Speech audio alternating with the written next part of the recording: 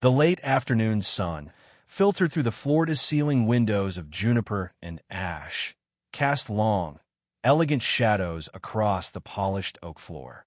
Danielle Harper, her black apron crisp against the white of her blouse, moved with the practiced grace of a seasoned performer. She navigated the hushed elegance of the restaurant, a quiet symphony of clinking silverware and murmured conversations forming a backdrop to her precise movements. Each table setting was a miniature landscape, meticulously arranged. Each wine glass gleamed, catching the light like a captured star. She inhaled the subtle blend of rosemary and citrus from the kitchen, a familiar perfume that mingled with the salty tang of the Pacific, a whisper of the ocean just beyond the restaurant's panoramic view. 2 years at Juniper and Ash, and the rhythm of the place had seeped into her bones. It was a precarious balance, this world of hushed luxury, and Danielle, a tightrope walker, maintained her equilibrium with a practiced smile and an unwavering focus. She knew the precise moment to refill a water glass, to anticipate a diner's request, to clear a table with a quiet efficiency that bordered on invisibility. This was her stage, and she played her part flawlessly, a quiet assurance in her every move. Beneath the surface, though, a constant hum of anxiety vibrated. Each shift was a silent calculation, each tip a small victory in the ongoing battle to keep her grandmother comfortable, to maintain the fragile stability of their lives. The subtle vibration of her phone against her thigh was a jarring interruption. Danielle glanced at the screen, her breath catching in her throat. Popo, her grandmother, was calling from Taipei. That was unusual. Popo rarely called during the day, respecting the demands of Danielle's work. A prickle of unease tightened her chest. "Excuse me," she murmured to Mr. Henderson, a regular whose martini she was about to replenish, a knot forming in her stomach. The older man, engrossed in conversation with his companion, waved a dismissive hand. Stepping into the relative quiet of the service corridor, Danielle answered, the familiar melody of Mandarin flowing from her lips like a long-held breath. "Popo, is everything all right?" The anxious question hung in the air, a fragile bird against the backdrop of clattering dishes and hurried footsteps from the kitchen. Her grandmother's voice, usually so vibrant, was thin and reedy, tinged with a tremor that sent a chill down Danielle's spine. The words tumbled out in a rush, a frantic litany of worries about the rising cost of medicine, the leaky roof, the neighbor's incessant dog. Danielle listened, her heart clenching with each syllable. Guilt gnawed at her. She worked tirelessly, yet it never seemed enough. The weight of responsibility pressed down on her, heavy and suffocating. Unseen, Charles Remington III observed the scene from his corner table, his gaze fixed on Danielle with a subtle frown creasing his forehead. He disliked disruptions. Juniper and Ash was a sanctuary, a place of predictable elegance, where the staff moved with the oiled precision of a well-maintained machine. He valued consistency, order, the familiar cadence of the lunchtime rush, the hushed murmur of conversations, the unobtrusive service. This outburst of foreign sounds was an unwelcome intrusion, a jarring note in the carefully orchestrated symphony of his dining experience. He couldn't understand a word, and that, in itself, was unsettling. A faint distaste curled his lip. It fell out of place, like a stain on a pristine tablecloth. He signaled for the manager, Kendra, a flicker of impatience in his eyes. Danielle, oblivious to Remington's scrutiny, continued her conversation, her voice soft and soothing as she reassured her grandmother. She promised to send extra money, to call the landlord about the roof. Each word was a balm, a desperate attempt to bridge the vast distance that separated them. She ended the call with a forced lightness, her heart heavy with a familiar ache. Returning to the dining room, she saw Kendra approaching, her face carefully neutral, yet a subtle tension in her posture warned Danielle that something was amiss. The small, insistent voice of anxiety that always whispered at the edges of her awareness grew louder, a frantic hummingbird trapped in her chest. "Danielle," Kendra began, her voice low and strained. Mr. Remington, he had a concern. The word hung in the air, heavy with unspoken meaning. Danielle's stomach tightened.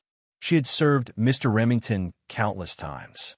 He was a creature of habit, his order always the same, his demeanor aloof, his tips generous yet impersonal. She couldn't imagine what she had done to warrant his concern. "He mentioned your phone call," Kendra continued, her gaze flickering nervously around the room. "He wasn't comfortable with the language you were using." The words, delivered with a practiced blandness, landed like a blow to the gut. Danielle's mind reeled. The language? Mandarin. The language her grandmother spoke. The language that connected her to her heritage, to her family, to the woman who had raised her. Suddenly, the elegant dining room, the polished silverware, the hushed conversations felt like a suffocating cage. The air grew thick, the scent of rosemary and citrus turning sour in her throat. Shame, hot and prickly, spread through her veins. This was America, the land of opportunity, the melting pot. Yet, here she was being reprimanded for speaking her mother tongue, for connecting with the woman she loved most in the world. "He requested that you not speak that language again while on duty," Kendra finished, her voice barely a whisper. The words hung in the air, sharp and cruel, a tangible manifestation of the invisible walls that divided her world. Danielle's carefully constructed composure began to crack. The practiced smile faltered, replaced by a flicker of disbelief, then a slow-burning anger. This was absurd. This was unjust. 1,000 protests clamored in her throat, but she swallowed them down, a bitter taste rising in her mouth. What could she say? Kendra, her face pale and drawn, clearly didn't agree with Remington's request, yet the fear in her eyes spoke volumes. She was a messenger, delivering a decree from a higher power. The power of money, of privilege, of the unspoken rules that governed this rarefied world. "I understand," Danielle replied, her voice flat and devoid of emotion. The words felt like ashes in her mouth. The hummingbird in her chest beat frantically against her ribs, a desperate plea for escape. The clinking of silverware against porcelain, the murmur of hushed conversations, the gentle strains of jazz, these were the familiar sounds of juniper and ash, the soundtrack to Danielle Harper's carefully constructed life. Each movement, each smile, each perfectly timed pour of wine was a practiced step in a delicate dance, a dance designed to maintain the precarious balance of her existence. Tonight's special, pan-seared halibut with truffle risotto was proving particularly popular. Danielle navigated the crowded tables with the practiced grace of a seasoned performer, her tray held aloft like a shield against the world. A fleeting thought of her grandmother, Nai, warmed her, a small beacon of comfort in the demanding rhythm of the night. She hoped the chicken soup she'd made earlier would ease Nai's lingering cough. A brief lull in the flow of diners allowed her a moment to retreat to the service station. Her phone buzzed, a familiar ringtone signaling a call from Nai. Stepping away from the bustling activity, Danielle answered, a wave of warmth washing over her as she heard her grandmother's voice. "Nai, how are you feeling?" she asked, switching seamlessly to Mandarin. The familiar cadence of the language was a balm, a momentary escape from the pressures of her surroundings. She listened patiently as Nai described her day, the small details of life in their tiny apartment, a stark contrast to the opulent world of juniper and ash. The aroma of rosemary and garlic from the kitchen mingled with the faint scent of chlorine from the recently mopped floor, a strange juxtaposition that mirrored the two worlds Danielle straddled. Unseen by Danielle, Charles Remington III, a man whose wealth could buy and sell the entire restaurant several times over, observed her from his corner table. He sat alone, a fortress of expensive tailoring and quiet arrogance amidst the lively atmosphere. His usual order, the Wagyu beef, medium rare, had been served precisely to his specifications, the wine decanted with the appropriate ceremony. Remington prized consistency, predictability, order. Juniper and ash, with its muted elegance and predictable clientele, was his sanctuary. He had come to expect a certain level of uniformity. A flicker of disgust passed through his face as he watched Danielle's animated conversation in a language he didn't understand, her words a jarring interruption to the familiar hum of English. The subtle shift in his expression, the slight tightening of his lips, went unnoticed by Danielle, absorbed as she was in her conversation with Nai. He didn't say a word. He simply observed, his gaze cold and assessing. Danielle ended the call, a smile lingering on her face. The brief connection with Nai had recharged her, a reminder of the purpose behind her tireless work. She returned to the dining room, unaware of the storm gathering in Remington's mind. He watched her, a disquiet settling over him. The unfamiliar language had stirred something within him, a vague unease, a sense of something out of place. It was a subtle prejudice, carefully masked beneath a veneer of sophistication, but it was there nonetheless. He found himself replaying the scene in his mind, the rapid-fire syllables, the unfamiliar tones, the animated expressions on Danielle's face. It felt different, and in Remington's world, different was often synonymous with wrong. He signaled for the manager, a woman named Kendra, whose perfectly coiffed blonde hair and strained smile betrayed the constant pressure she was under to please the restaurant's demanding clientele. "Yes, Mr. Remington, is everything to your satisfaction?" Kendra asked, her voice laced with a practiced deference. She knew his type, the kind of man who could make or break a restaurant with a single Yelp review. He took a slow sip of his wine, his gaze lingering on Danielle as she served another table. "The food is excellent, as always," he said, his voice smooth, controlled. "But the atmosphere tonight is somewhat disrupted." He paused, letting the implication hang in the air. Kendra followed his gaze, her stomach tightening as she realized who he was referring to. Danielle. She had always been a reliable employee, efficient and polite. What could she have possibly done to offend Mr. Remington?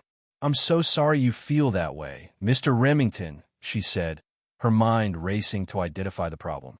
"Is there anything specific I can address?" Remington's silence was more damning than any outright complaint. He simply gestured vaguely in Danielle's direction. Kendra's heart sank. She knew what was coming. These subtle displays of displeasure, these veiled criticisms, with a language of the privileged, a way of exerting power without ever having to explicitly state their demands. She had seen it countless times before, and she knew the drill. Appease the customer, no matter the cost. The restaurant bottom line, her own job security, depended on it. A wave of nausea washed over her. She hated this part of her job, the constant balancing act between the demands of the wealthy and the well-being of her staff. But experience had taught her that there was only one way to survive in this world. Keep your head down and do what's expected, even if it meant sacrificing someone else in the process. Her internal monologue was a whirlwind of conflicting emotions, guilt, fear, resentment, all carefully concealed behind a mask of professional composure. Across the room, Danielle, oblivious to the conversation that was sealing her fate, continued her work, her mind already drifting towards the evening ahead. She had promised Nai she would visit after her shift, bringing with her the comforting warmth of chicken soup and the quiet reassurance of her presence. She pictured Nai's wrinkled face, the gentle smile that always greeted her, and a renewed sense of purpose settled within her. Little did she know that her simple phone call, a brief connection to her heritage and her family, had set in motion a chain of events that would shatter the fragile equilibrium of her life. The quiet hum of the restaurant, the clinking of glasses, the murmur of conversation all seemed to fade into the background as the unseen hand of prejudice reached out to disrupt her carefully constructed world.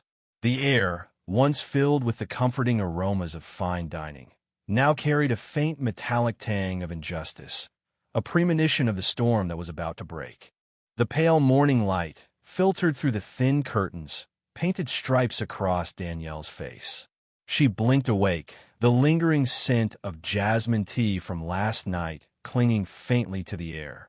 A familiar ache pulsed in her lower back, a testament to the double shift she'd pulled at Juniper and Ash. Reaching for her phone, she checked the time. 7:15 a.m. Just enough time to grab a quick breakfast before heading in for her morning shift. A flicker of anxiety, a hummingbird's wings against her ribs, reminded her of the rent due next week. Juniper and Ash, with its demanding clientele and generous tips, was her lifeline. She couldn't afford to lose this job. The thought brought a fleeting image of Mr. Remington to mind. His pinched expression as she'd spoken to Nai, his icy stare that seemed to pierce through her. A shudder, involuntary and swift, ran down her spine. He'd never liked her, she knew. Not since that first time, months ago, when she'd corrected his pronunciation of the Chateauneuf du Pape he'd ordered. The memory tasted like ash in her mouth. She pushed it down, focusing on the day ahead. The aroma of burnt toast jerked her back to the present. Damn, she salvaged what she could, spreading a thin layer of peanut butter on the charred edges. As she ate, her phone buzzed with a text. It was Milo. His messages were usually peppered with emojis and playful jabs, but this one was stark, unsettlingly bare. Check the schedule. A knot tightened in her stomach. The schedule? Why? She logged into the Juniper and Ash employee portal, her fingers trembling slightly. The familiar grid appeared, a matrix of names and shift times. She scanned the breakfast shift, then lunch, then dinner. Her name wasn't on the shift schedule. The words hung there, stark and brutal, like a sentence handed down by a silent judge. The blood drained from her face, leaving a cold, clammy residue. This couldn't be right. A mistake, a glitch in the system. Maybe Kendra hadn't finalized the schedule yet.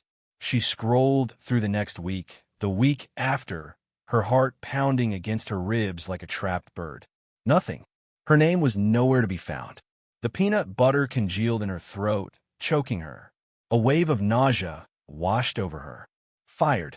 Just like that. After 3 years of impeccable service, of navigating the intricate dance of pleasing demanding customers and appeasing an often unreasonable manager, she was fired. The world around her seemed to tilt, the familiar comfort of her small apartment dissolving into a blur of confusion and fear. Another text from Milo popped up.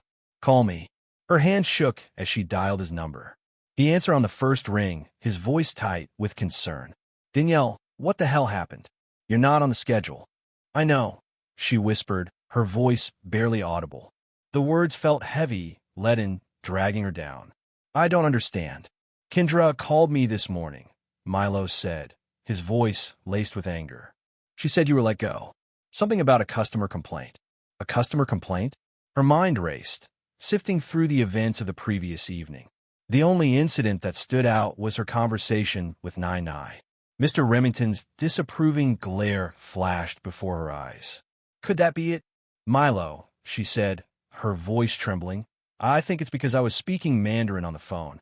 A silence hung in the air, thick and heavy. Then, Milo's voice, low and dangerous, crackled through the speaker. That's bullshit, Danielle. That's complete and utter bullshit. The tears she'd been holding back finally broke free, hot and stinging. She sank onto the edge of her bed, the phone clutched tightly in her hand. It wasn't fair. It wasn't right. She hadn't done anything wrong. All she'd done was speak to her grandmother in her native tongue. Milo's voice, a lifeline in the swirling chaos of her thoughts, brought her back. Listen, Danielle, don't do anything rash. Don't call Kendra. Don't call the restaurant. I'm going to take care of this. I'm going to make sure everyone knows what they did to you. His words, though laced with anger, offered a flicker of hope. She clung to them, a small raft in a turbulent sea. She knew Milo. He was a force, a whirlwind of righteous indignation. He wouldn't let this go. The hours that followed were a blur. Danielle moved through her small apartment in a daze, the weight of the injustice pressing down on her like a physical burden. The familiar routines of her morning felt alien, disconnected. She made tea, the fragrant steam swirling around her face, but the comforting ritual brought no solace. She looked at her reflection in the mirror, searching for answers in the dark circles under her eyes. What would she tell Nai? How would she explain that she'd lost her job?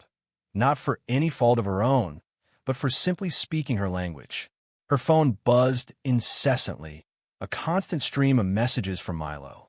He was updating her on his progress, a digital chronicle of his campaign for justice. He'd posted about the incident on social media, tagging Juniper and Ash and detailing the blatant discrimination Danielle had faced. The response was swift and furious. A wave of outrage, a tsunami of condemnation, crashed against the digital walls of the restaurant. Juniper and Ash racist, stand with Danielle, boycott Juniper and Ash. The hashtag spread like wildfire, fueled by the collective anger of a community that recognized the injustice. Danielle watched the storm unfold, a strange mix of fear and hope churning within her.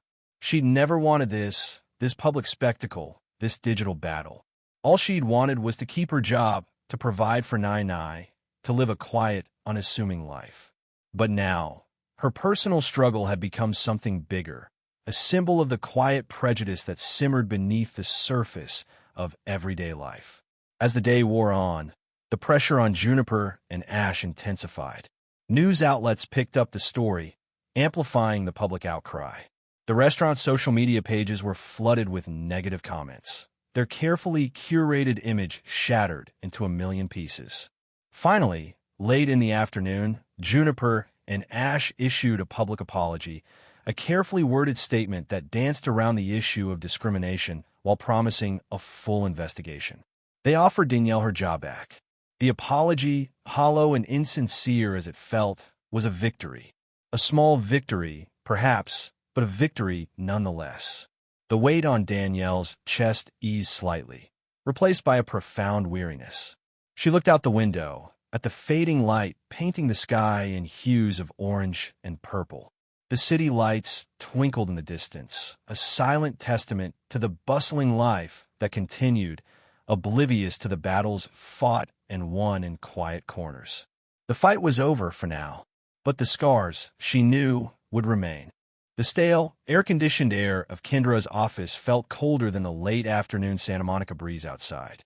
Danielle sat opposite her manager, the cheap veneer of the desk a stark contrast to the polished mahogany tables in the dining area.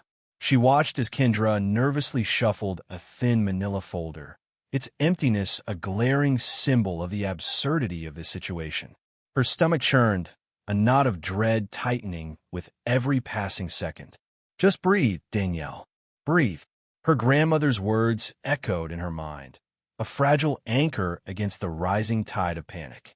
Losing this job would mean everything. "Danielle," Kendra began, her voice thin and wavering. She avoided Danielle's gaze, her eyes flitting around the small, windowless office as if searching for an escape route. "This is difficult, but after careful consideration, we've decided to let you go." The words hit Danielle like a physical blow, the air knocked from her lungs. "Let you go? What a sanitized way to say destroy my livelihood." A wave of dizziness washed over her, the floral scent of Kendra's perfume suddenly cloying, suffocating. She gripped the edges of the chair, the cool faux leather a stark reminder of her precarious position. "Let me go? On what grounds?" Her voice sounded surprisingly steady, a thin layer of composure over the churning chaos within. Kendra's fingers tightened around the folder. "There have been concerns about your conduct." Each word was delivered with a strained hesitancy, punctuated by nervous glances at the closed door. Danielle's mind raced. Conduct. She was meticulous, efficient, always going the extra mile. Mr. Henderson, the notoriously difficult food critic, had even complimented her service just last week. "Concerns?" she echoed, the word tasting bitter on her tongue. "What concerns? Can you be specific?" Kendra shifted uncomfortably in her chair, the squeak of the cheap plastic a jarring sound in the tense silence. "It's about certain interactions with customers." The vague accusations hung in the air, thick with unspoken meaning.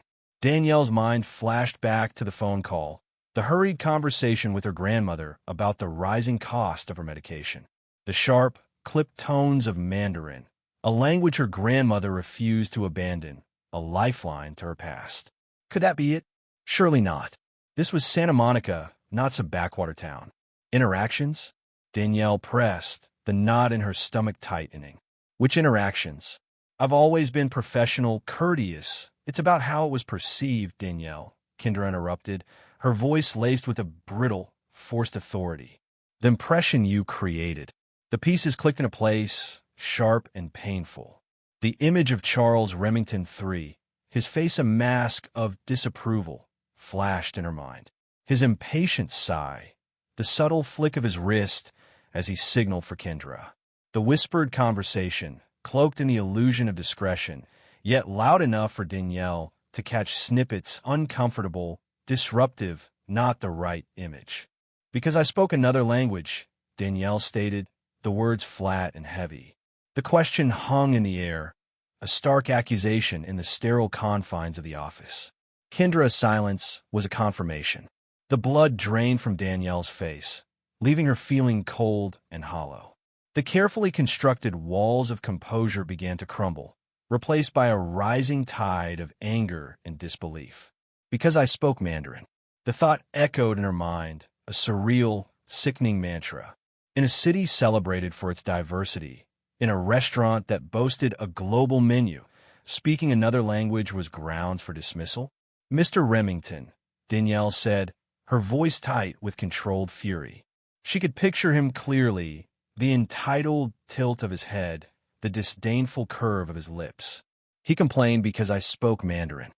Kendra flinched, the folder slipping from her grasp and spilling its empty contents onto the desk.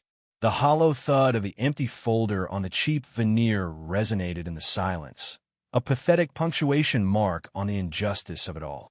She mumbled something about customer satisfaction and maintaining a certain ambience, her words hollow and unconvincing, even to her own ears. Danielle saw the fear in her eyes, the desperate need to appease the wealthy patron, to preserve her own precarious position. She felt a flicker of pity, quickly extinguished by the burning injustice of her own situation. The floral air freshener hanging in the corner suddenly smelled sickly sweet, nauseating. Danielle pushed back from the desk, the scrape of the chair legs against the linoleum floor a harsh sound in the suffocating quiet. "So that's it?" she asked, her voice trembling with suppressed rage. "My livelihood, my grandmother's care, all sacrificed because Mr. Remington doesn't like the sound of Mandarin?" Kendra stammered, attempting to offer some semblance of justification, some weak apology.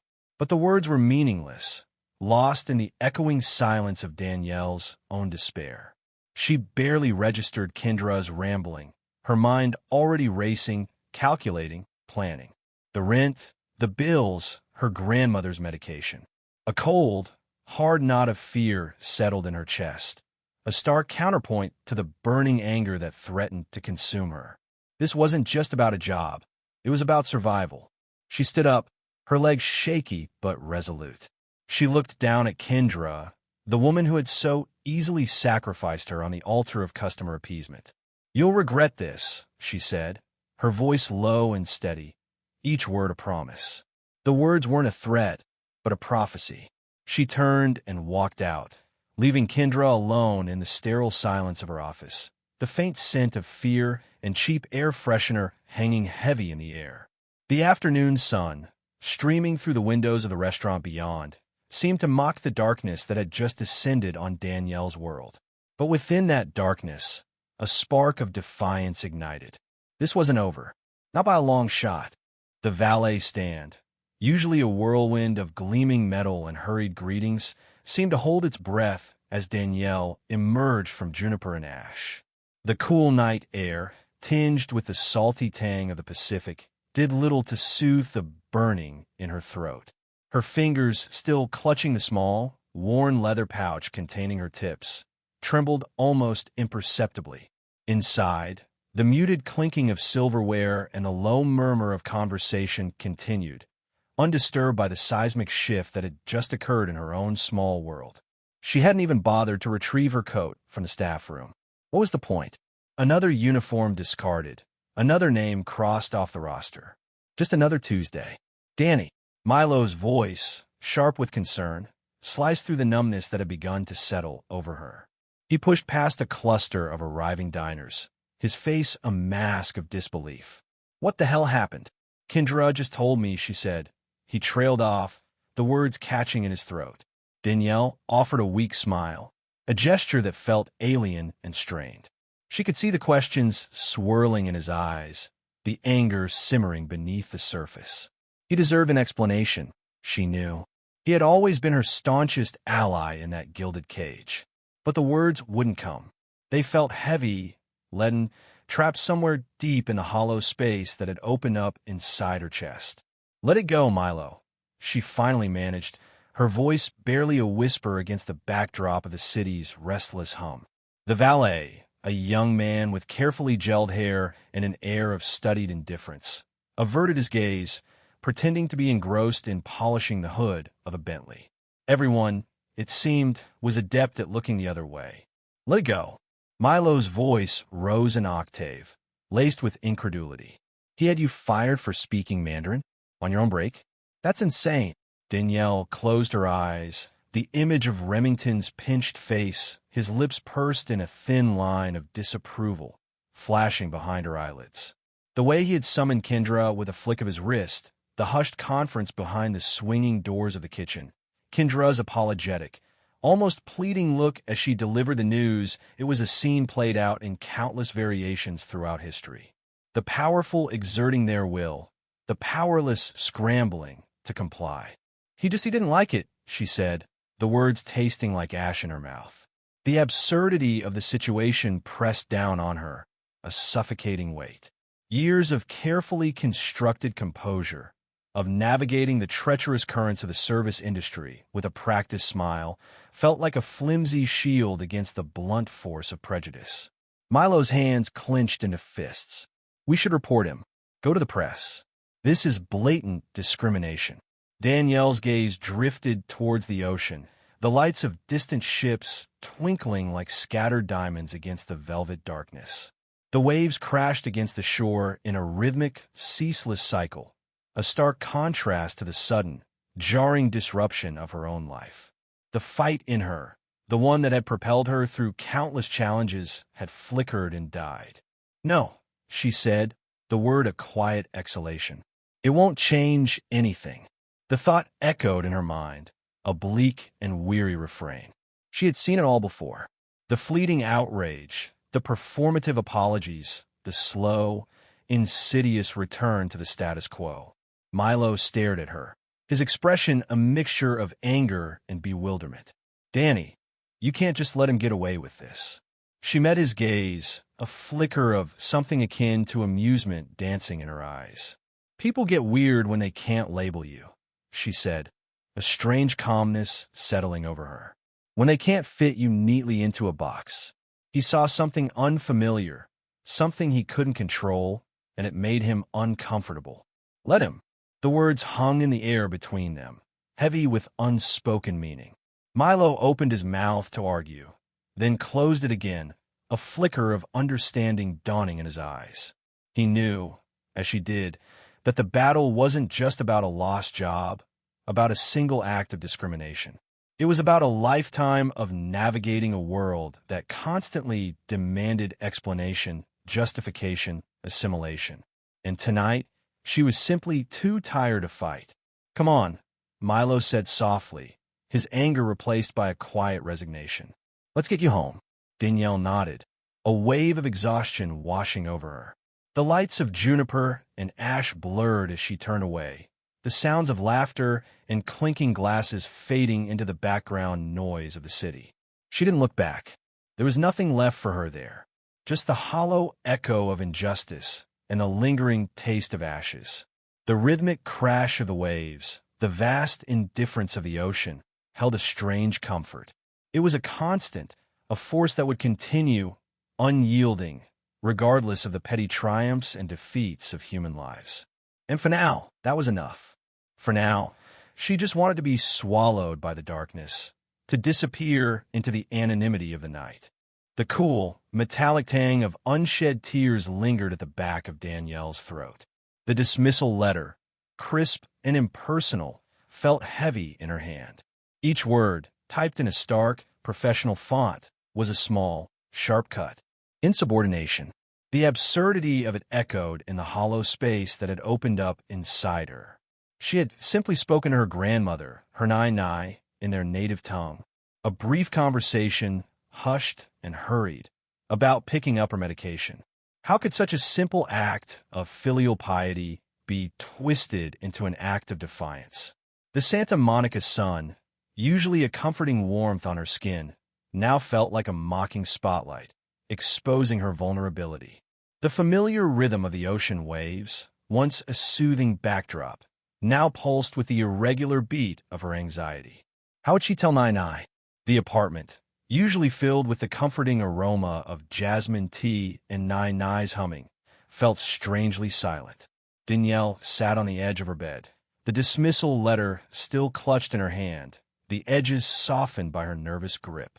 She replayed the scene in her head, searching for a different outcome, a different script. Perhaps if she'd spoken quieter, if she hadn't used that particular idiom, if she'd just the ifs piled up, a suffocating weight on her chest. She could still see the flicker of disapproval in Remington's eyes, the subtle tightening of his jaw, the almost imperceptible shake of his head. He hadn't even bothered to hide his disdain. And Kendra, her manager, had simply folded, her usual amiable smile replaced by a strained, apologetic grimace. A sacrifice to appease a wealthy patron. The low hum of her phone, vibrating, startled her. It was Milo. "You won't believe this," he said, his voice tight with anger. "Kendra just told me." Remington complained. Said your Mandarin made him uncomfortable.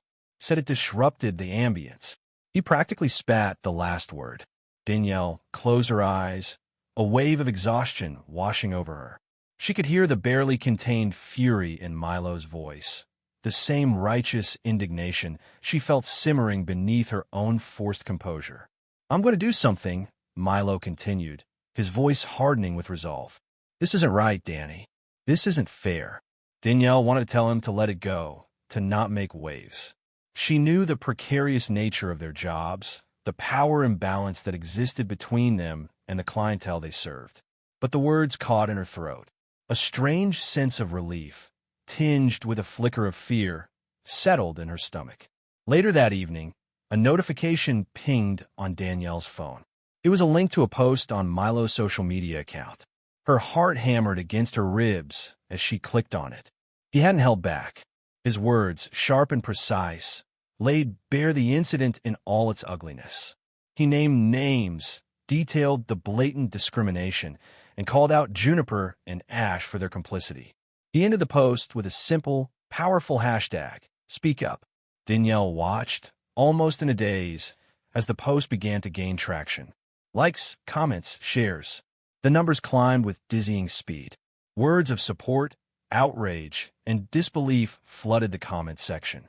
People shared their own stories of discrimination, their voices joining Milo's in a growing chorus of dissent. A strange mix of emotions churned within her: fear, gratitude, and a fragile sense of hope. The next day, the story had exploded. News outlets picked it up, amplifying Milo's message to a wider audience. The hashtag Speak Up was trending. Juniper and Ash's social media pages were inundated with negative comments and one-star reviews. The restaurant, once a haven for the affluent and influential, was now the subject of public scrutiny and condemnation. Danielle's phone buzzed incessantly with calls from reporters, all wanting to hear her side of the story. She declined them all, retreating further into the quiet sanctuary of her apartment. The silence, however, was no longer comforting. It was now thick with the weight of the unfolding events. Kendra called, her voice strained and apologetic. She spoke of damage control, of mitigating the situation. The words fell hollow, devoid of genuine remorse. Danielle listened patiently, the silence on her end of the line more eloquent than any word she could have uttered. The power dynamic had shifted. The restaurant, once untouchable, was now scrambling to salvage its reputation. Then came the public apology, a carefully crafted statement, released across all of Juniper and Ash's platforms. It acknowledged the incident, expressed regret for the misunderstanding, and promised a thorough internal review. It was a carefully worded dance around the issue, avoiding any direct admission of wrongdoing. But it was something, a small victory, won not through pleas or petitions, but through the collective outrage of voices amplified by the power of social media. Danielle read the statement over and over, each word a testament to the ripple effect of Milo's single act of defiance. The metallic tang in her throat began to dissipate, replaced by a different kind of taste, the bittersweet taste of justice, still incomplete, but undeniably present. The ocean waves outside her window seemed to echo the sentiment, a steady rhythm of change washing against the shore. The air in the small Westwood office suite felt sterile, conditioned to a precise chill that pricked at Danielle's skin. Sunlight, filtered through the blinds, cast stripes across the polished mahogany table, a stark contrast to the turbulent storm brewing inside her. She smoothed down the crisp fabric of her borrowed blazer, the unfamiliar texture a reminder of the precariousness of her situation. Just a few days ago, she had been meticulously folding napkins at Juniper and Ash, anticipating the evening rush. Now, she sat across from Kendra, her former manager, and a man whose name she vaguely recalled as Mr. Henderson, the restaurant's legal counsel. Henderson, a man built like a bulldog with a tight, controlled smile, exuded an air of practiced indifference. Kendra, on the other hand, fidgeted with her pen, her gaze darting nervously between Danielle and the legal papers spread before them. The silence stretched, thick with unspoken accusations and carefully crafted defenses. Danielle recognized the same strained expression on Kendra's face that she'd seen when a customer sent back a perfectly seared scallop, complaining it was too salty. A placating, almost apologetic expression that grated on Danielle's nerves. She resisted the urge to tap her foot against the plush carpet, reminding herself to breathe. "Ms. Harper," Henderson began, his voice a smooth baritone that held the weight of carefully chosen words. "We appreciate you coming in today. We understand this has been a difficult time." Difficult didn't begin to cover it. Difficult was a burnt pot of rice. Not losing your livelihood because a man with too much money and too little empathy didn't like the sound of your mother tongue. Danielle thought, a bitter taste rising in her throat. She knew, with a chilling certainty, that this wasn't really about finding a solution, but about damage control. Juniper and Ash, with its Michelin star and celebrity clientele, couldn't afford the bad press. She was a smudge on their pristine reputation, a problem to be erased quickly and quietly. "We're prepared to offer you a generous severance package," Henderson continued, sliding a document across the table. And naturally, a non-disclosure agreement is a standard part of this process. The words non-disclosure agreement hung in the air, heavy and suffocating. A muzzle, gilded and presented with a forced smile. Danielle's fingers tightened around the strap of her purse. A wave of nausea washed over her, not from the stuffy office air, but from the insidious implication that her silence could be bought. A severance package? As if a few weeks' pay could compensate for the humiliation, the injustice, the fear that gnawed at her. How would she explain this to Nai? How would she pay next month's rent? Kendra finally spoke, her voice barely a whisper. "Danielle, we truly regret how things turned out." Regret? Danielle thought, her gaze fixed on Kendra's averted eyes. Was it regret for the unfair dismissal or regret for the ensuing social media storm that had engulfed the restaurant? The silence stretched, taut as a violin string, before Danielle finally spoke, her voice surprisingly steady. "I don't want your money, Kendra." The words hung in the air, sharp and clear. Kendra's head snapped up, surprise flickering in her eyes. Henderson's carefully constructed mask of indifference slipped slightly, revealing a hint of annoyance. Danielle pressed on, her voice gaining strength with each word. "I want the apology to be public. No NDA.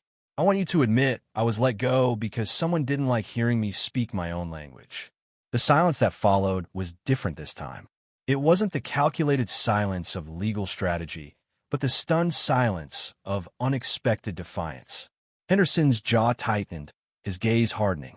He opened his mouth to speak, but Danielle cut him off. "This isn't about money, Mr. Henderson. It's about principle. It's about the right to exist, to speak my language, without fear of losing my job." Her voice trembled slightly, but her resolve remained unbroken. Images flashed through her mind: her grandmother's wrinkled face, her worried eyes, the sacrifices they had both made to build a life in this new country. The shared meals in their tiny apartment, the comforting cadence of Mandarin weaving through their conversations. She wouldn't let this go. She couldn't. Henderson leaned back in his chair, a flicker of calculation in his eyes. He knew. He knew the social media firestorm was only gaining momentum, fueled by Milo's impassioned posts and the growing chorus of voices demanding accountability. He knew that silence would only fan the flames. He knew they couldn't afford to fight this battle. Danielle watched him, her heart pounding against her ribs, a strange calm settling over her. The fear hadn't vanished entirely, but it was overshadowed by a quiet, unwavering determination. She had found her voice. "Ms. Harper," Henderson began, his tone noticeably softer, "we understand your concerns. We are prepared to issue a public statement acknowledging the insensitive nature of the circumstances surrounding your termination." He paused, choosing his words carefully. "We will also state our commitment to fostering a more inclusive and respectful environment for all our employees." Danielle held his gaze, searching for any hint of insincerity. The apology wasn't perfect. It lacked the explicit admission of discrimination she had demanded. But it was a start. It was a crack in the wall of indifference, a testament to the power of speaking out, of refusing to be silenced. She knew this was just one small victory in a much larger battle. But for now, it was enough. She took a deep breath, the sterile office air suddenly feeling a little less oppressive. "All right," she said, her voice steady. "I accept." A faint smile touched her lips. She knew, deep down, that this wasn't the end. It was a beginning of something bigger, something more profound. And somewhere, in their small apartment, she knew Nai would be proud. The salt spray kissed Danielle's face, a fine mist that clung to her eyelashes like miniature dewdrops. The late afternoon sun, a hazy orange orb sinking towards the Pacific, painted the waves with strokes of shimmering gold. A month since the world had tilted on its axis, since the familiar rhythm of her life, the clatter of plates at Juniper and Ash, the comforting weight of her grandmother's voice on the phone, had shattered into a million discordant pieces. She closed her eyes, the roar of the ocean a constant, almost hypnotic drone. Beneath the surface of the calm, the currents of her thoughts swirled, restless and unresolved. A shadow fell across her face. "Penny for your thoughts." Milo's voice, a familiar warmth in the cool sea air.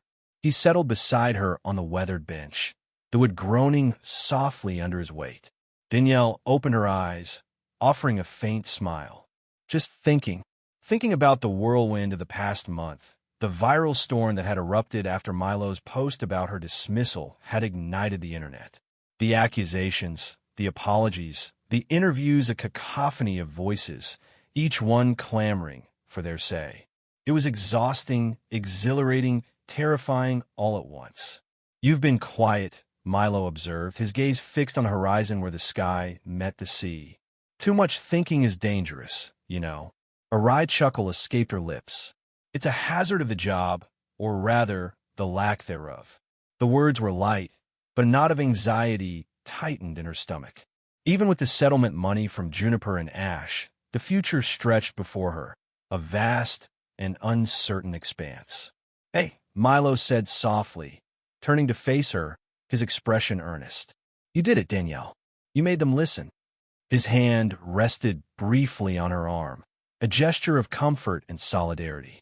"I didn't do it to win," she murmured, her gaze dropping to the sand swirling beneath her feet. The fight had been thrust upon her. All she had wanted was to keep her job, to provide for her grandmother, to navigate the complexities of her life without being thrust into the spotlight. "No, you didn't," Milo agreed, his voice laced with understanding. "You did it so they'd finally see, so they'd understand that it's not okay to silence someone just because their voice sounds different." He paused, then added, with a touch of playful teasing, "Although I have to admit, your Mandarin is pretty impressive." Danielle smiled. a genuine smile that reached her eyes. My grandmother would be thrilled to hear that. The thought of her grandmother, her unwavering support and quiet strength, brought a wave of warmth that chased away the lingering chill of anxiety. She must be so proud of you, Milo said. The comment sparked a flicker of uncertainty in Danielle's chest. Pride was a complex emotion, intertwined with expectation, with the weight of responsibility. Had she lived up to her grandmother's expectations? Had she done enough? The questions echoed in the silent chambers of her heart. I hope so, she whispered, the words barely audible above the rhythmic crash of the waves. The silence stretched between them, filled only with the sounds of the sea and the distant cries of gulls. Danielle drew a deep breath, the salty air filling her lungs, a cleansing, invigorating force. You know, she said finally, her voice gaining strength, they told me I was too loud, that I needed to blend in to assimilate. The words tasted bitter on her tongue, a residue of the injustice she had endured. Milo's eyes narrowed, a flash of anger igniting in their depths. They were wrong, he stated emphatically. You were never too loud. A slow smile spread across Danielle's face, a smile that held both sadness and a newfound understanding. It wasn't that I was too loud, she realized, the words a revelation unfolding within her. It's that they weren't used to listening. Years of navigating a world that often dismissed her voice, her experiences, her very existence, had taught her to lower her volume, to shrink herself to fit into the narrow confines of their expectations. But the fire inside her, the fire of her heritage, her resilience, her spirit, had never truly been extinguished. It had simply been banked, waiting for the right moment to ignite. It was never too loud, Milo repeated softly, his voice filled with a profound sense of respect. Danielle looked at him, a silent acknowledgement passing between them. The shared experience, the fight they had fought together, had forged a bond between them, a connection deeper than mere friendship. She saw the admiration in his eyes, the unwavering belief in her strength, and she felt a surge of gratitude. The sun dipped below the horizon, painting the sky in hues of violet and rose. The ocean stretched before them, vast and endless, a symbol of the possibilities that lay ahead. Danielle took a deep breath, the salty air invigorating her senses. The fear, the uncertainty, the lingering echoes of the past, they were still there, but they no longer held the same power. She had found her voice, not by shouting louder, but by refusing to be silenced. And in that refusal, she had discovered a strength she never knew she possessed. The journey ahead would be challenging, but she was ready. She was ready to face whatever came her way, with her head held high, her voice clear, her spirit unbroken. The world had hurt her, and now it was time to listen. The scent of ginger and garlic clung to the air, a comforting warmth that chased away the lingering chill of the November morning. Danielle stood at her kitchen counter, the rhythmic thud of the cleaver against the wooden cutting board a steady pulse in the quiet apartment. Sunlight streamed through the window, illuminating the fine dust motes dancing in the air, each a tiny universe reflecting the light. It had been months since the juniper and ash incident, months since the ground beneath her feet had shifted, sending her tumbling into a freefall of uncertainty.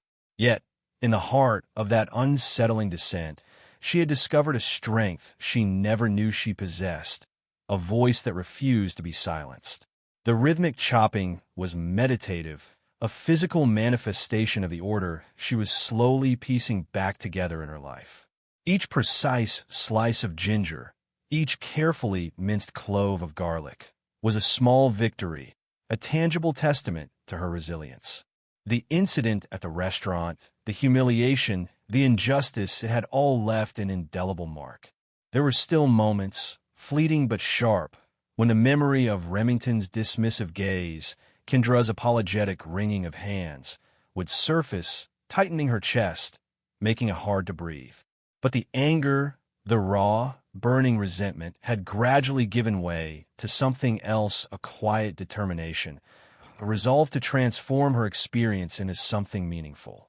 Her grandmother's voice, soft and laced with concern, echoed in her memory. Xiao Dan, don't let bitterness consume you. Turn your pain into purpose. Those words, spoken with the wisdom of a life weathered by countless storms, had become her guiding light. They had led her to this moment, to the creation of a seat at the table, her food blog, her platform, her voice. The laptop sat open on the small dining table, the cursor blinking patiently on a blank document. The words hadn't come easily at first. Doubt, that insidious whisper in the back of her mind, had tried to hold her back. Who was she to speak out? What would she possibly offer? But then, the faces of her co-workers, the quiet struggles of the busboys, the weary smiles of the dishwashers, would flash before her eyes. Their stories, their experiences, deserved to be heard. And she, a witness to their silent battles, had a responsibility to tell them. Today's post was about the power of food to transcend boundaries, to connect people, to bridge cultures. She wrote about her grandmother's ginger tea, a remedy passed down through generations, a symbol of comfort and healing. She described the intricate process of preparing the tea, the fragrant steam curling upwards, carrying with it the stories of her ancestors. As she typed, she could almost taste the tea on her tongue, feel its warmth spreading through her. It was more than just a drink. It was a connection to her heritage, a tangible piece of her identity. She paused, her fingers hovering over the keyboard. The cursor blinked, a silent invitation to continue. This wasn't just about recipes. It was about sharing a part of herself, a part she had once felt compelled to hide. It was about reclaiming her voice, her language, her culture. It was about creating a space where others, like her, could feel seen, heard, and valued. With a deep breath, she began to type the final paragraph. For too long, she wrote, I allowed others to define me, to dictate what parts of myself I could share with the world. I silenced my voice, I hid my language, I minimized my culture, all in an attempt to fit in, to belong. But I realize now that true belonging comes not from conforming, but from embracing our authentic selves in all our messy, beautiful complexity. A wave of emotion washed over her as she typed the last sentence. Our stories, our languages, our cultures, these are not burdens to be ashamed of, but gifts to be celebrated. They're the threads that weave the rich tapestry of our shared humanity.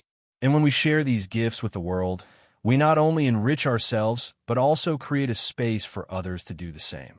She leaned back in her chair, her gaze fixed on the screen. The words shimmered, alive with a power that resonated deep within her. It was more than just a blog post. It was a declaration, a manifesto. It was her truth. The comment section beneath her previous post was filled with messages of support, of gratitude, of shared experiences. People from all walks of life, from different corners of the world, had found solace and inspiration in her words. She had created a community, a virtual space where vulnerability was met with empathy, where difference was celebrated, where silence was broken. The afternoon sunlight cast long shadows across the room as she finished uploading the post. A sense of quiet satisfaction settled over her. It wasn't the same as the adrenaline rush of a busy restaurant service, the clinking of glasses, the murmur of conversations, the satisfying thud of a check placed on a table. But it was something different, something deeper, something more meaningful. It was the quiet hum of connection, the gentle ripple of change. As she closed her laptop, a single thought echoed in her mind, clear and strong. This was just the beginning.